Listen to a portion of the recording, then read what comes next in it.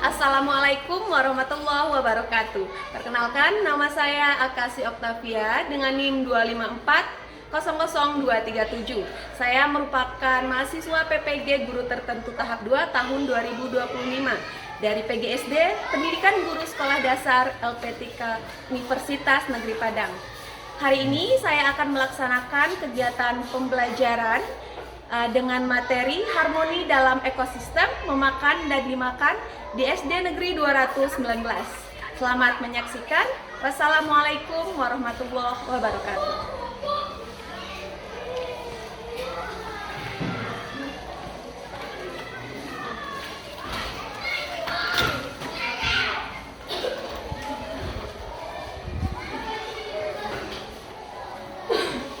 Assalamualaikum anak-anak. Oke, selamat pagi semuanya. Sudah masuk semua? Sudah. Meja kursi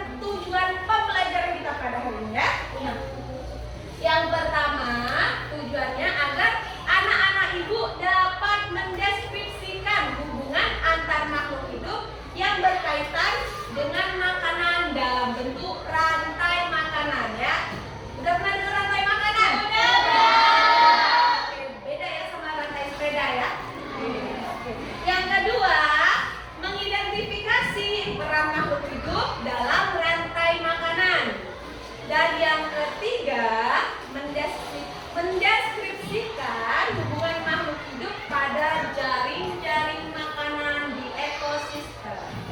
Oke, jadi tujuannya ada berapa? 3. Jadi setelah pembelajaran ini, Ibu berharap anak-anak Ibu nanti sudah paham, bisa mencapai tujuan pembelajaran kita ya. Iya, oke. Nah, sebelum itu Ibu mau kita sama-sama menyanyikan sebuah lagu. Ini lagunya kayak lagu yang sudah kita pelajari. Lagu apa? Hafal semua kan? Sudah, mantap. Kalau gitu kita nyanyi sama-sama boleh? Oke, kita nyanyi sama-sama ya.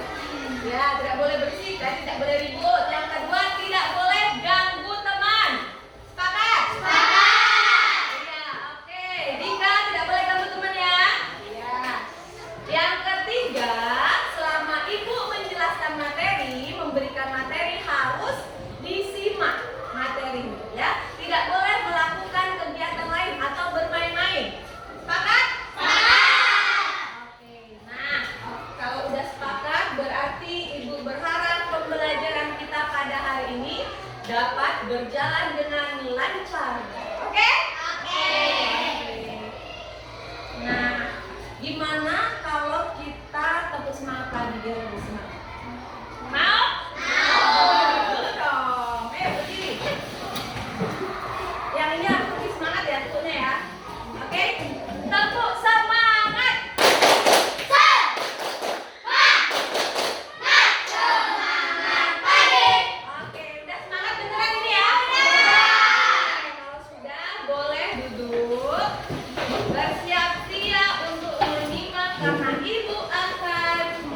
Melihatkan kepada kalian sebuah video pembelajaran. Oke, siap? Ya. Kira-kira videonya tentang apa ya? Ada yang bisa tebak? Apa? Tebaknya? Nggak tahu. Oke, kita tonton sama-sama ya. Sama namanya ada yang ribut ya. Assalamualaikum warahmatullahi wabarakatuh. Aku tercinta, bagaimana kabar kalian hari ini? Semoga kita semua senantiasa dalam lindungan Allah SWT. Pada kesempatan kali ini kita akan belajar materi IPAS kurikulum merdeka di kelas 5 bab 2 harmoni dalam ekosistem, topik B memakan dan dimakan. Pertanyaan esensial, Bagaimana transfer energi terjadi pada suatu ekosistem dan apa peran tumbuhan dalam proses transfer energi di suatu ekosistem? Yuk kita simak penjelasan berikut ini. Jika kalian memperhatikan jaring-jaring makanan, sadarkah kalian bahwa hewan dan manusia sangat bergantung pada tumbuhan sebagai sumber energi? Ada yang bergantung secara langsung seperti hewan herbivora dan manusia. Adapun yang secara tidak langsung seperti hewan-hewan karnivora. Tumbuhan mendapatkan energi dari cahaya matahari. Energi yang dihasilkan pada proses fotosintesis digunakan oleh tumbuhan untuk tumbuh dan berbuah. Sisa energi yang masih tersimpan dalam tumbuhan akan diambil oleh hewan yang memakannya. Dengan demikian, hewan tersebut akan mendapatkan energi untuk tumbuh, bergerak, dan berkembang biak. Selanjutnya, sisa energi yang masih tersimpan akan diambil lagi oleh konsumen dua, dan seterusnya. Energi ini akan terus ditransfer antar makhluk hidup sampai kembali lagi ke tumbuhan dalam bentuk humus di tanah. Para saintis memperkirakan setiap makhluk hidup menggunakan 90% energinya untuk beraktivitas dan menyimpan sisanya sebanyak 10% dalam tubuhnya. Mari kita mencoba memenangi proses transfer energi pada jaring-jaring makanan.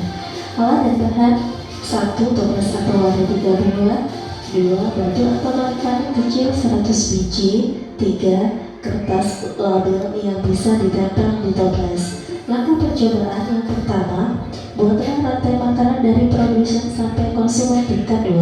Tuliskan dalam kertas label dan tempelkan ke masing-masing toples. Anggaplah toples sebagai badan tumbuhan atau hewan. Nah, bentuknya seperti ini. Langkah kedua, masukkan semua batu dalam toples produsen.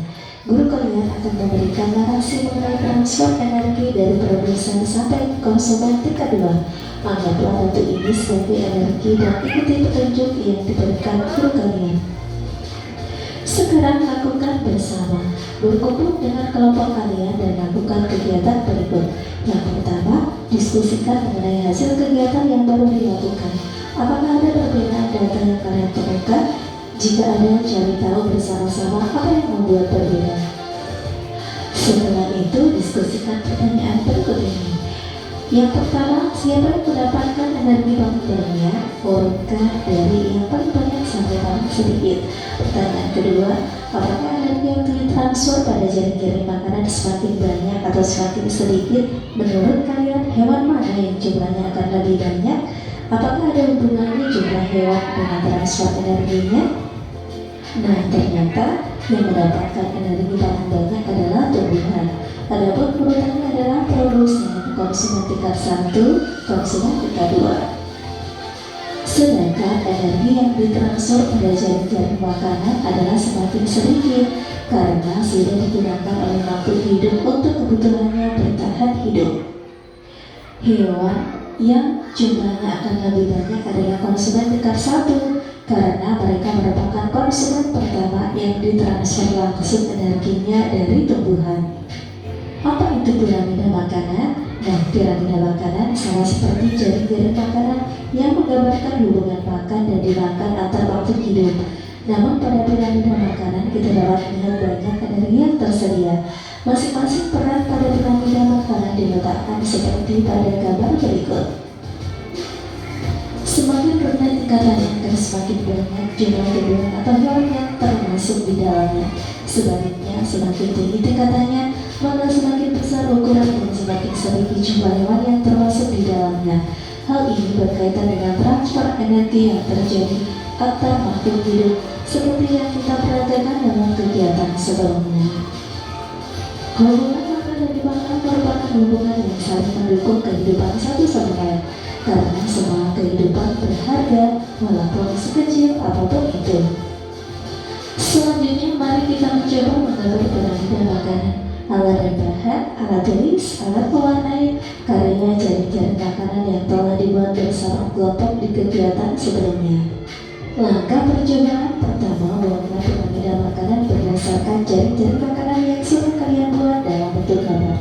Kedua, berikan warna pada piramida makanan yang telah kalian gambar. Langkah ketiga, berikan piramida yang kalian buat dengan teman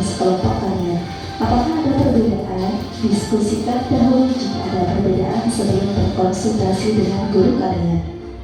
Mari refleksikan. Pertama, mengapa makhluk hidup membutuhkan energi? Ya, untuk bertahan hidup, bergerak, mencari makan, berkembang biak, dan sebagainya.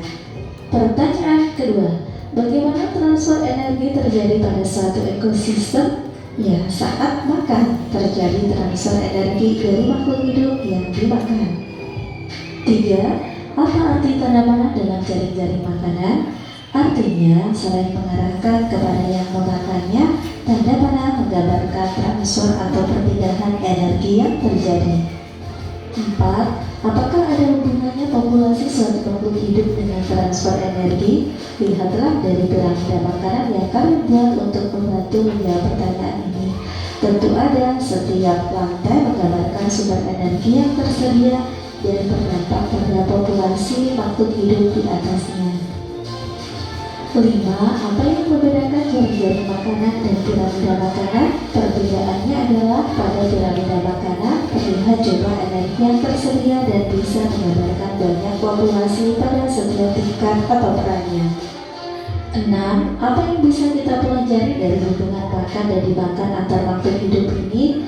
Ya, yang dapat kita pelajari adalah dengan adanya hubungan ini terlihat bahwa antar makhluk hidup mendukung kehidupan satu sama lain. Satu kehidupan akan berpengaruh ke kehidupan yang lainnya.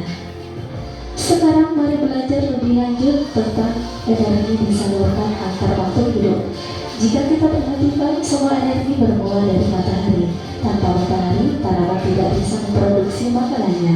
Dengan demikian, tidak ada produsen yang bisa dimakan oleh herbivora. Hal ini akan berdampak pula dengan kelangsungan hidup hewan karnivora. Luar biasa ya, bagaimana energi bisa disalurkan antara makhluk hidup? Lantas, apakah energi yang sudah diambil dari tumbuhan bisa kembali lagi ke tumbuhan? Jangan lupa tentang peran dekomposer yang menguraikan bangkai makhluk hidup. Dengan adanya dekomposer, energi akan tersalurkan kembali ke tumbuhan melalui nutrisi dalam tanah. Jadi, apa yang semula diambil dari tumbuhan akan dikembalikan lagi dengan peran dekomposer. Semua ini sudah diatur oleh Sang Pencipta agar alam tempat tinggal kita berlangsung dengan harmonis. Nah, anak-anak, hari ini kita telah belajar banyak hal. Di antaranya adalah yang pertama, rantai makanan atau jaring-jaring makanan menggambarkan transfer energi pada suatu ekosistem. 2. Makhluk hidup mendapatkan energi dari makanan. Oke, nah coba perhatikan. Jadi ini kesimpulan dari videonya, ya. Yang pertama tadi di video dijelaskan tentang rantai makanan. Ya, rantai makanan tadi ada apa aja? Produsen, terus konsumen 1, konsumen 2, konsumen 3. Iya, terus yang terakhir ada dekomposer. Nah, terus yang kedua, makhluk hidup mendapatkan energi dari makanan. Nah, energi ini digunakan untuk apa? Bernapas, beraktivitas berkembang. Iya, untuk melakukan segala sesuatunya dari energi yang dimakan tadi. Iya. Yang ketiga, sisa energi yang didapat dari makanan diapain? Disimpan di dalam simpan di dalam tubuh. Oke, yang keempat, piramida makanan menggambarkan energi yang tersedia pada suatu ekosistem. Ini juga berkaitan dengan banyak tidaknya makhluk hidup dalam sebuah ekosistem. Oke, nah sampai sini kira-kira paham nggak sih apa itu rantai makanan? Paham atau kurang paham? Paham. Nah, kalau paham, untuk lebih membuat anak ibu paham, ibu mau menampilkan sebuah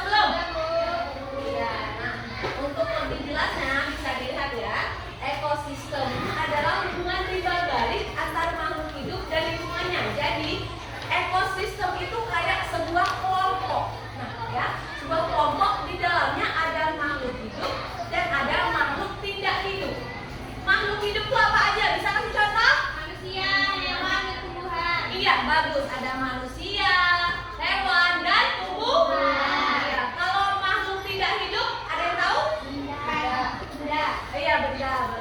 Tapi kalau dalam ekosistem dia lebih luas pengertiannya ya.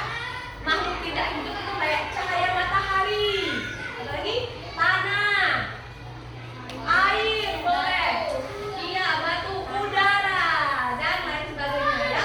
Yang tidak berkembang biak, yang tidak bernapas, yang tidak bisa beraktivitas sendiri.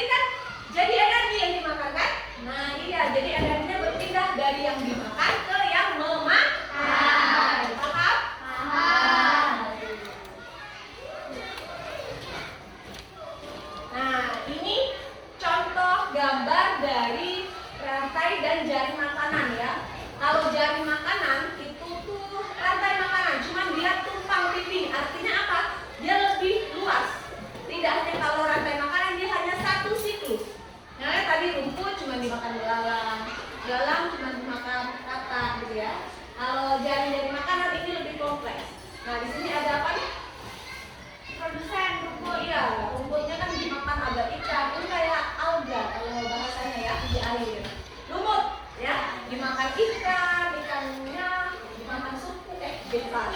Dimakan ikan, dimakan seafood, dimakan udang. Nah, jadi nggak yang makan bukan hanya satu makhluk hidup. Oke? Iya, banyak. Jadi itulah mengapa dikatakan jari makanan itu rantai makanan yang tumpang tindih. Nah, paham? Dia lebih kompleks ya. Nah, oke. Jadi kesimpulannya, dalam ekosistem makhluk hidup saling bergantung. Iya, kayak contohnya tadi di ekosistem sawah kan saling bergantung ya. Dari situ nanti ada apa tadi? Di sawah ada apa aja ya? Belum. Iya, dia kan saling mencari makan dan memberi makan di sawah itu. Nah, makanya dikatakan saling bergantung. Iya, kalau misalnya di sawah cuman ada padi, nggak ada hewan lain, nggak ada cacing yang menguraikan zat-zat yang berguna bagi padi, kira-kira padi bisa hidup nggak? Nggak. Kalau nggak ada air, bisa hidup nggak ikannya? Nggak bisa. Jadi saling bergantung ya. Kemudian yang kedua, memakan dan dimakan adalah hubungan penting dalam rantai makanan. Kenapa penting? Ada yang bisa kasih jawaban? Karena kalau tidak ada makanan masih sudah hidup. Iya. Kalau dalam rantai makanan, kerjanya semuanya cuma makan, nggak ada yang dimakan. Bisa nggak?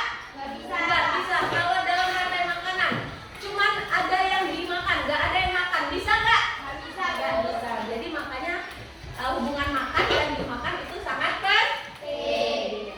Oke. Yang ketiga, keseimbangan ekosistem tergantung pada kelangsungan hubungan ini. Nah, artinya apa? Kalau ekosistem dan hubungan memakan dan dimakan itu berjalan dengan semestinya, maka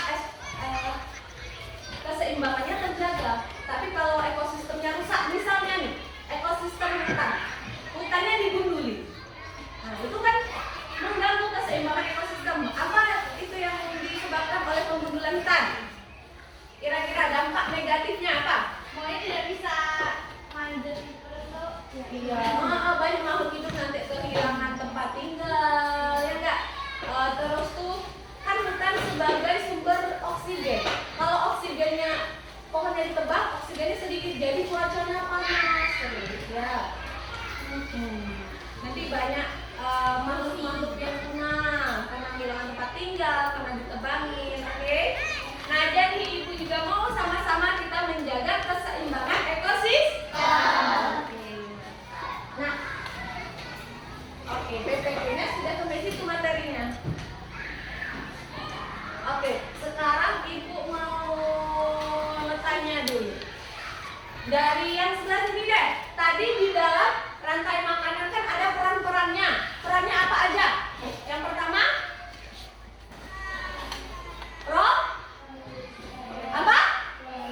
Produsen, terus konsumen dia, yang terus produsen, konsumen, yang terakhir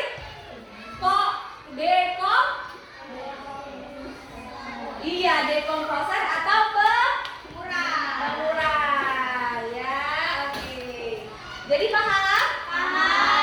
Bisa kita lanjut? Bisa. Nah, tadi di awal anak-anak ibu mintanya, Bu mau yang seru, mau yang kelompok-kelompok. Iya.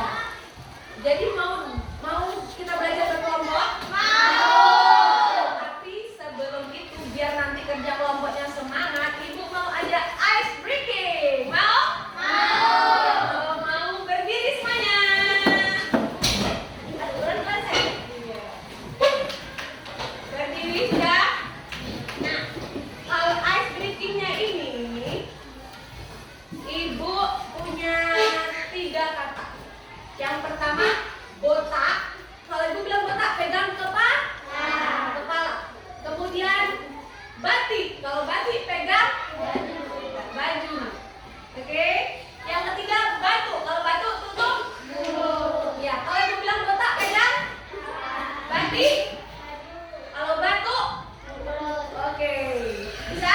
Nah, sebelum mulai ibu nanti bilang konsentrasi. Kalian jawabnya konsentrasi dimulai.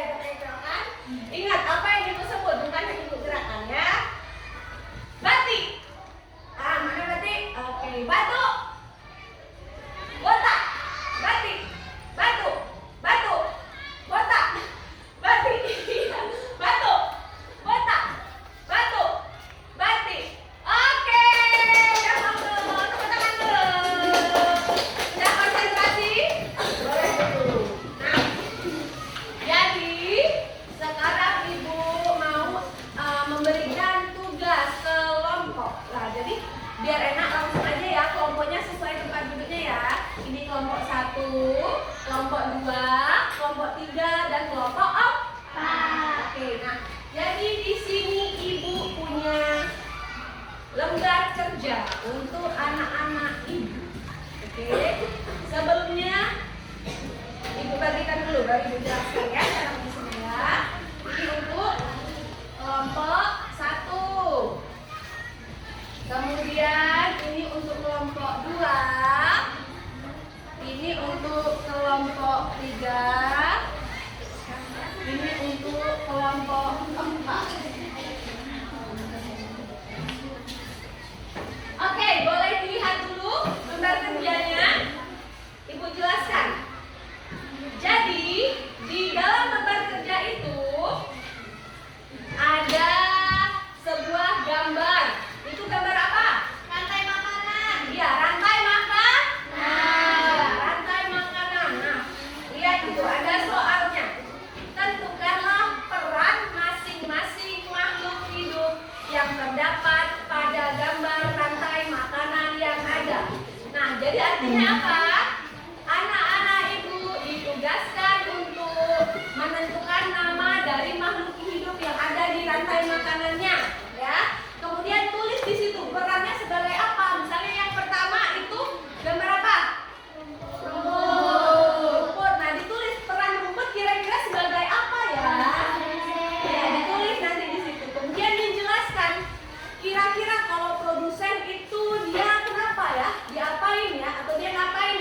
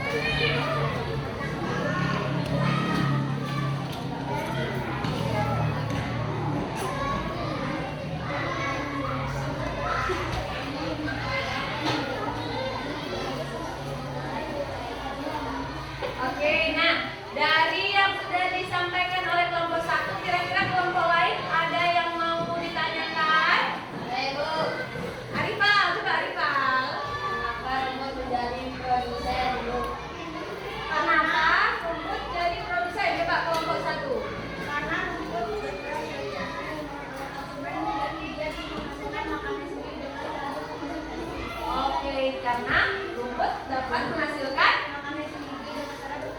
Iya, bagus. Nah, seperti yang sudah kita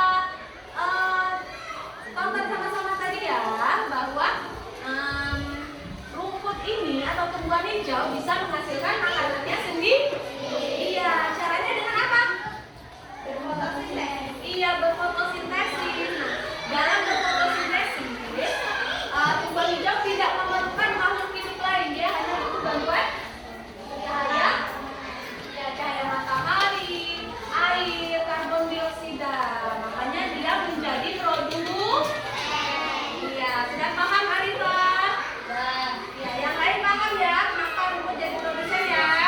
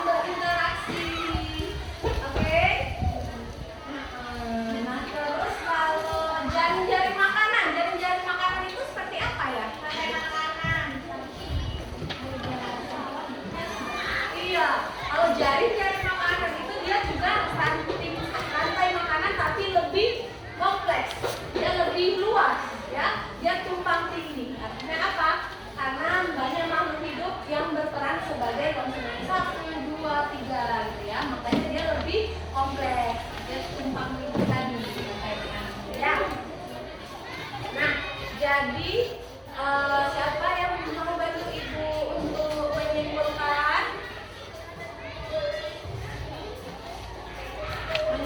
apa yang sudah kita bahas tadi selama pembelajaran? Nah, nih, kesimpulannya yang pertama tentang ekosistem. Siapa yang mau bantu?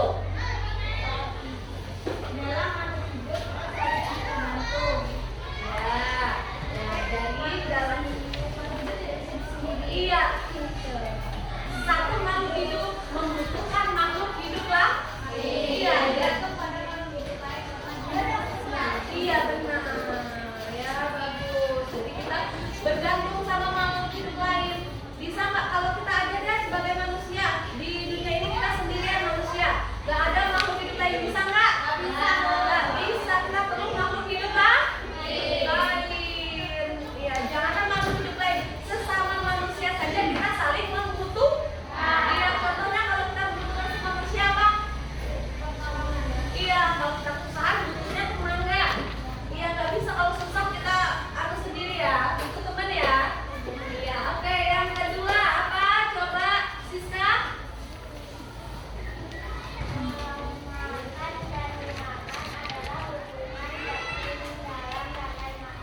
Iya, makan dan dimakan adalah hubungan penting dalam rantai. Iya. Seperti yang sudah Ibu jelaskan, dalam rantai makanan itu ada proses makan dan dimakan. Kalau nggak ada yang dimakan, gimana? Itu tidak bisa juga. Iya, kalau nggak ada yang dimakan, kita kan nggak makan, nggak punya energi dong, nggak bisa hidup dong, ya nggak? Iya, tapi kalau ada yang dimakan, tapi nggak ada yang makan, bisa nggak? Nggak bisa juga. Kenapa? Karena dia hanya ada dia, tidak dikonsumsi, tidak bisa dihilangkan, jadi tidak bisa juga. Makanya makan dan makan itu satu kesatuan yang sangat penting.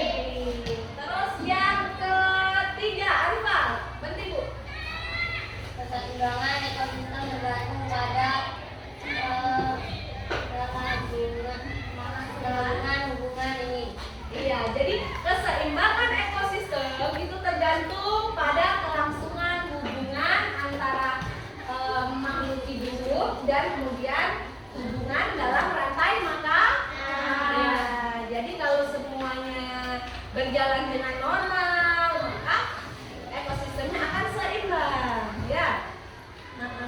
Kalau tidak berjalan dengan normal, maka ekosistemnya tidak seimbang. Iya, tidak seimbang.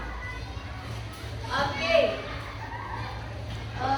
Kayak Ibu kasih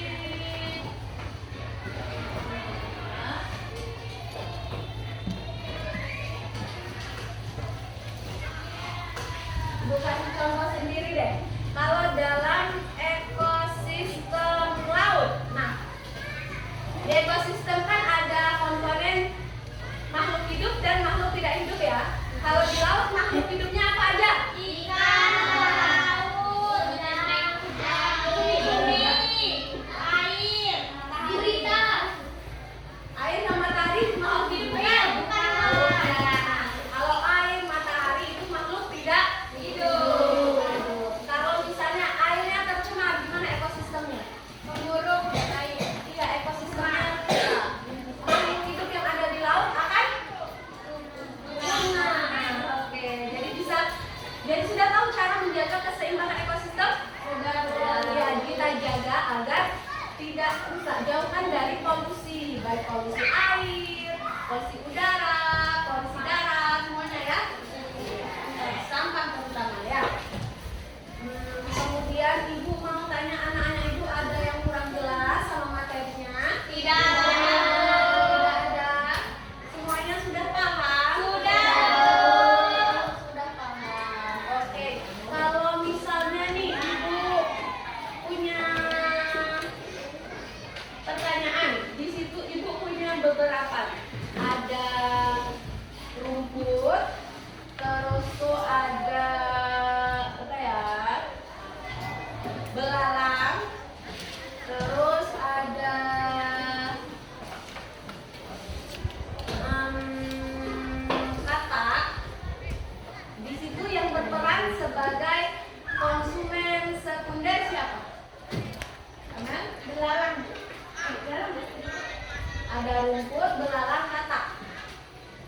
Pemain sekunder siapa? Oh, kata Bu. Kata. Kenapa Kata? Karena dia makan Belalang. oh iya belalang. Iya, karena dia mau makan Belalang. belalang. Dia tidak mau makan produsennya langsung. Ya. Iya. Sudah paham yang lain? Oke, kalau sudah paham. Nah, sekarang untuk pembelajaran kita hari ini materinya kalau sudah dipahami, berarti Ibu menganggap anak-anak Ibu sudah mencapai tujuan pembelajaran kita pada hari ini ya. Bisa tadi menentukan mengidentifikasi peran dalam rantai makanan ya, mendeskripsikan hubungan antara makan dan dimakan. Tadi sudah paham semua ya? Oke, paham. Nah, kalau sudah paham, berarti materi untuk hari ini untuk sekian. Nah, Ibu mau menyampaikan kalau materi untuk pertemuan selanjutnya itu tentang magnet, listrik, dan teknologi dalam kehidupan. Nah, jadi besok sebelum mulai pembelajaran, Ibu mau anak-anak Ibu di rumah sudah mencari tahu dulu gambaran umumnya. Kira-kira magnet, terus listrik, teknologi dalam kehidupan itu apa aja ya?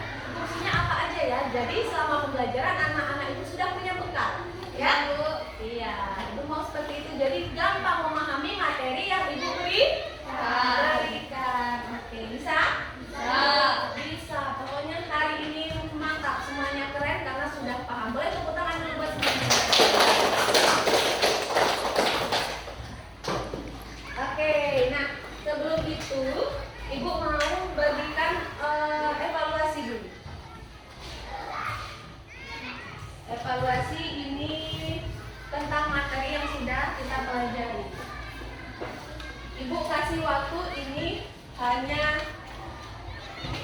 3 menit karena ini soalnya sedikit dan ini gampang sekali sesuai dengan apa yang kita pelajari. Tadi ya.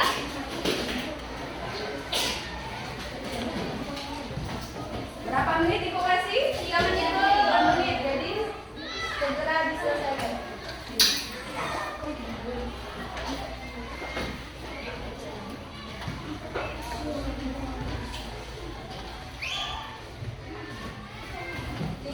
Menit.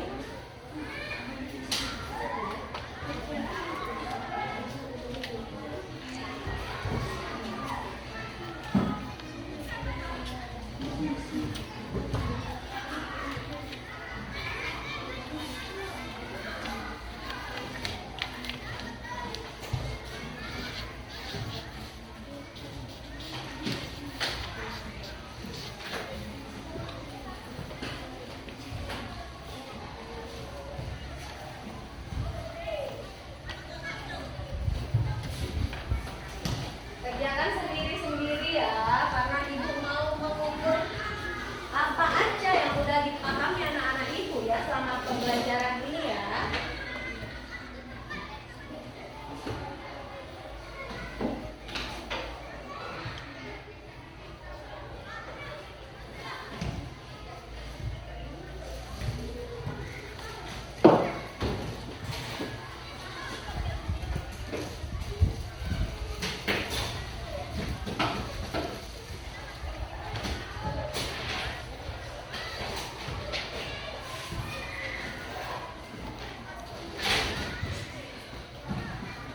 Dibaca dengan teliti.